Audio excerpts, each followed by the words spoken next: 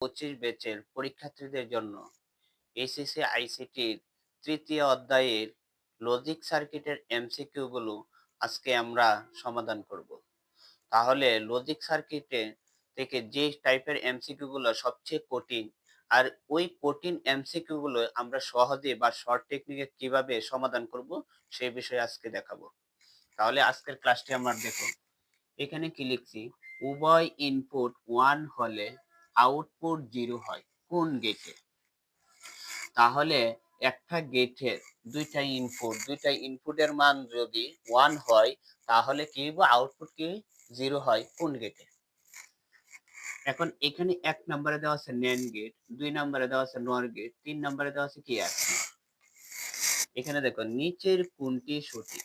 অপশনে ক দেওয়া আছে 1 ও 2, খ দেওয়া আছে 1 ও 3, গ নাম্বার দেওয়া আছে 2 ও 3, গ নাম্বারে দেওয়া আছে 1, 2 ও 3। এখন এখান থেকে কোনটা সঠিক আমরা কিভাবে বলবো? তাহলে আজকে আমি যে টেকনিকটা দেখাবো ওই টেকনিকে যে কোনো মানই বোর্ড পরীক্ষায় আসুক গেটের আমরা সহজে সমাধান করতে পারবো। তাহলে আমার ক্লাসটি মনোযোগ সহকারে সবাই দেখবে। এখন এখানে কি আছে NAND গেট, তাহলে NAND গেটের বুলিয়ান কি a b হোল বার। এখন দেখো এর মান 1, b এর মান 1, তাহলে এটার উপরে কি হবে বার। এখন তাহলে একটা 1 এর উপরে বার, এখন এই 1 এর উপরে বার হলে কি হবে 0, তাহলে কি এক নম্বরে মিলছে।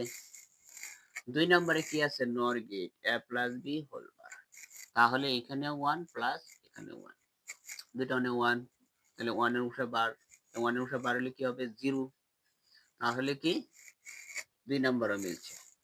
এখন আমরা দেখব 3 নাম্বারটা, তাহলে XNOR এর বুলিয়ানটা কি a XOR b whole bar. এখানে এই XNOR একটা সূত্র আছে, সেই সূত্রটা হলো কি a ভার b বার প্লাস ab প্লাস কি ab।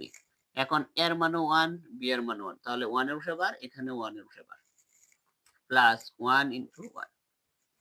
এখন দেখো 1 এর উপরে বার হলে কি হবে 0, এখানে কি হবে 0, আর 1 এ 1 এ কি হবে 1 গুণ দিলে। এখন 0 0 গুণ দিলে 0 প্লাস, আর এখানে কি 1 1 এ গুণ দিলে কি হবে 1, তাহলে 0 1 এ কি হবে 1। এখন দেখো এখানে কিন্তু 1 আসছে, চাইছে কি 0, তাহলে কি XNOR 3 নাম্বারটা কি মিলে নাই, তাহলে সঠিক হবে কি 1 2। এখন দেখো 1 2 কোথায় আছে, 1 নম্বরে, এই যে 1 ও 2 ক নাম্বার। আমার এই ক্লাসটি ভালো লাগলে সবাই আমার ভিডিওটি লাইক কমেন্ট এবং শেয়ার দিবেন। ধন্যবাদ।